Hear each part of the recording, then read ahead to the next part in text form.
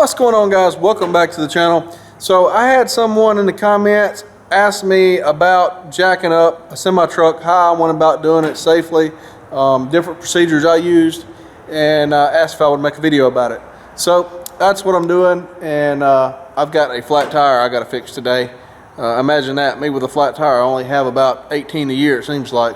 At least that's the way it seems. Seems like I change off a lot of them. You guys who watch my channel know that deal. Seems like I just drive around in nails all day long. But anyway, we're going to go across or discuss some of the things as far as jacking up the truck, different methods I use. And it depends on what you're doing, if you're fixing a tire or if you are changing the oil or if you're taking the transmission out or whatever you're doing. So we're just going to go across the different scenarios I've run into and what I use. The first thing that is probably the most common is if you're going to be doing an oil change or something. And what I found that works really well for that is I've got these 4x6 blocks here. A 4x8 block works a little better because it's a little wider, but a 4x6 block will also work. These are roughly 3 foot long.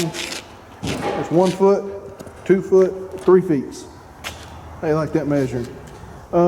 They got an angle cut on the end of them. I just used a power saw, chainsaw, to cut an angle on the end of them. You want enough angle that the truck will drive up on it without pushing the block forward, or doesn't have any trouble getting up on there. That's what I use. Those are 3.5 inches thick, so that gets you up 3.5 inches, and it's usually high enough in order to get up under there and change the oil.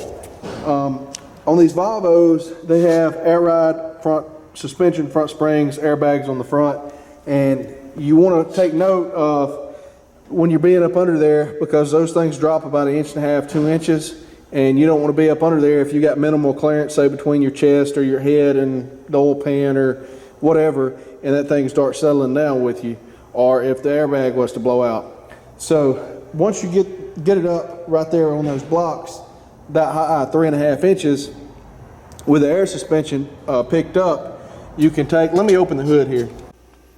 All right, so I got the hood up here, and if you just got your truck up on blocks, you drove up on the blocks like I showed you, you can also use just some 2x8s or 2x10s and kind of stagger them. If you don't have a block like that, if you got some wider boards, you can lay down and stack them up 2 or 3 high and drive on. That's fine too. I used to do it that way until I come up with them blocks. But anyway, once you get it up, if you're just trying to keep your air suspension from settling, just stick you a jack stand right here on each side up under the frame, and that'll keep the truck from when the air leaks down in a couple of hours or something. If you're up under there, that'll kind of keep your frame of your truck from settling down and losing clearance while you're up under there. So that's what I do.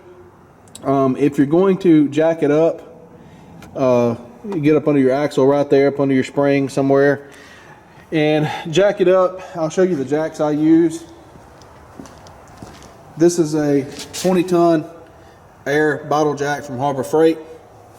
I have a 6-ton, a set of 6-ton big red jack stands. These come from Tractor Supply, and I have a 12-ton set of stands that came from Harbor Freight. And if you look at the size between the two, the notches on the 12-ton as well as the size of it, it's about twice as big than what these are. I don't trust these 6 tons here up under there, and unless it's on the rear when the truck's empty, or certain situations I'll use them, but pretty much don't use those too much unless I have to, like trying to get down in the low position and this jack stand here is too tall or something. But I try to use those 12 tons. They're a lot heavier duty. But anyway, you can use that bottle jack once you get your truck, once you drive on blocks. It's a lot easier to get a jack up under there, and that's 3.5 inches that you don't have to jack up because it's already higher. And mainly you would only need to get it up this high, say if you were going to pull the transmission or something out, because just driving on the blocks gets you high enough to change your oil, and you don't even need to get it that high if you're just changing the tire. You can just simply slip a bottle jack up under the axle there and a stand somewhere just to pull the tire off. That's pretty simple. But anyway, whenever I jack it up, I have some a whole set of blocks over here and boards that I use, whole pile of them. right here. I'm getting, I think I done lost all my 1.5 inch thick boards, but I got this whole pile of blocks here so that whenever I'm jacking something up, I don't never have to jack it up that high without having something up under the tire to support it. Because if that jack that you got up under the axle slips, you don't want this thing to fall all the way back down. You know, you don't want it to fall no further than have to. So if you got it up every 1.5 inches, if you got a board, slide it up under the tire. That way, when you're jacking it up, if it happens to fall, it can only fall 1.5 inches because that's the amount of boards, the gap you got up under the tire. And once you get it up that high, you know, you can put your 12-ton jack stands up under the, you probably won't be able to get it high enough to get them up under the axle, but you can put it like up under your spring or something there. Just make sure they're set good. And I still like to leave my wood blocks, you know, up under the tire, just in case, because you never know. So that pretty well covers the front, how I go about doing it on the front. Also, I have a couple times, and don't recommend it, I didn't have that 20-ton jack, and I have used, this is a 4-ton floor jack, but it's a lot of weight on it to be picking up the front of these trucks. I have used it, but it likes to twist the jack, and it may have tweaked it a little bit. It's not recommended for that, but I do use it a lot on the rear. Say if I'm going to change the tire like I'm doing here now on these Volvos, the way the springs and stuff are, you can roll that jack in here as long as the truck's empty. Obviously you can't do this on a loaded truck, but as long as the truck's empty, you can roll that jack in here, stick it up under the spring right here in that bolt, and jack up enough to change the tire. And that's what I usually do. The rear is the same way. So I don't usually mess with that bottle jack because it's too tall and it won't go under here. Another thing you can do is on your rear suspension, if you drop the air here, you can put, once you drop the air, you can put a block of wood up under there and block it up really, really close to that, and then air your bags back up, and it will actually pick the tires up high enough that you can get them off even if the truck's loaded.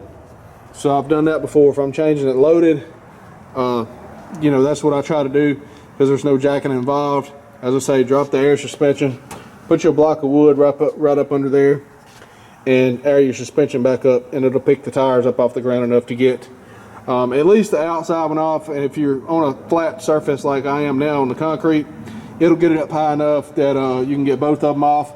Obviously, you do not want to get up under the truck while you're doing this because, you know, there's no jack stands or anything supporting it. But a lot of times, I don't recommend it. If I'm just changing, you know, a tire, outside tire or whatever, I don't put a stand up under there because I'm not getting up under the truck. I'm not getting my body up under anything. And, you know, I'm not sticking my hand under the bottom of the tire, any of that. I use a tire bar on the edge of the tire and pick it up. And so I'm not getting up under the truck unless there's some stands, blocks, combination thereof up under it. But if I'm just changing a tire, a lot of times I'll just roll that jack in here, jack up just a little bit enough to get this tire off the ground, you know, remove my lug nuts, pull the tire off that way. And so that's generally the only thing you'll be doing on the rear. That and a brake jump, you know, changing your brakes is usually the most times you'll have to jack up the rear.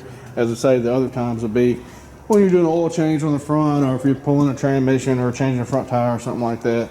But that's what I use. They do make these 20-ton bottle jacks on a rolling with wheels on it, kind of with a handle you can roll up under there. That's a little bit nicer. I think the stroke on the jack is not quite as long, and it weighs more, but it's on wheels and you can roll it up under there. It costs a lot more than this, but this is fine. That's what I use. And I do like the air portion, the air jack, because it don't take forever in a day to jack it up. If you have just a regular 20-ton bottle jack, you can do that as well. It just takes longer.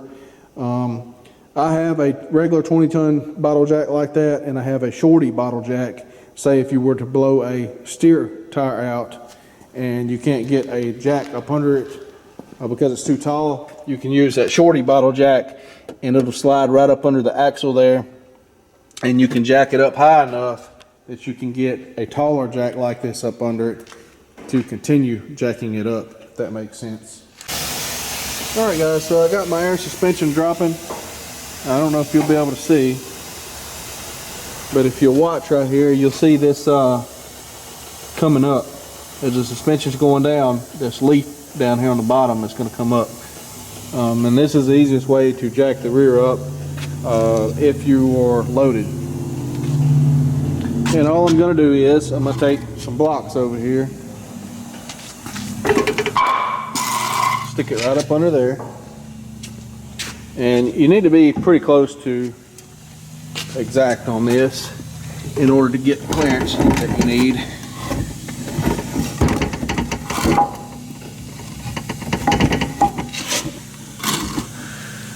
And we need more clearance. I mean, more block than that. One more block.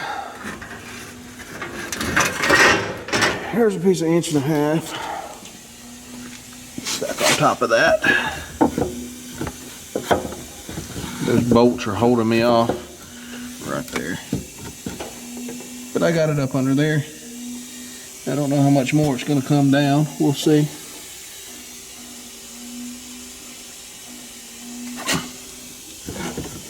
I don't think I'm going to be able to get it. No, it's not going to come down that far. Alright guys, so the method with the blocks didn't work. I found that it works better when the truck is loaded. This truck seems to still have about 2 psi or so in the airbags, even when they're dumped, or it takes a long time for it to settle with no weight on it, all the way completely flat. And you need every bit of airbag stroke you can get in order for that block trick to work. I have used it, it does work. When it's loaded, it works better. It does empty. When it's empty, I usually just roll the jack up under, like they got right there, floor jack. That's the fastest way to do it. You're not picking up a lot of weight. Usually a couple pumps of the floor jack, you can get this tire up high enough like that. You see I got it off the ground now to where you can change the tire if that's all you're doing, or if you're pulling the brake drum, it'll work for that too. I usually don't even stick a stand up under there because it's hard to get to and everything, and I'm not getting up under there. I'm only taking off the tires. I'm not getting up under the axle. You know, you still have another axle on the ground up there as well.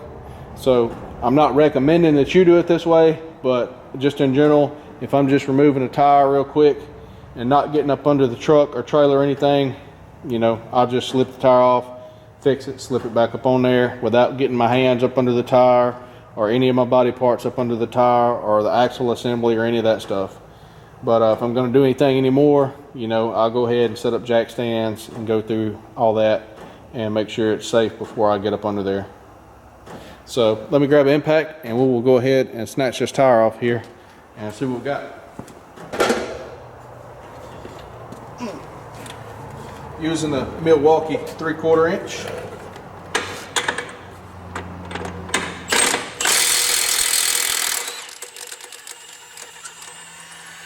I found this to be a pretty handy impact.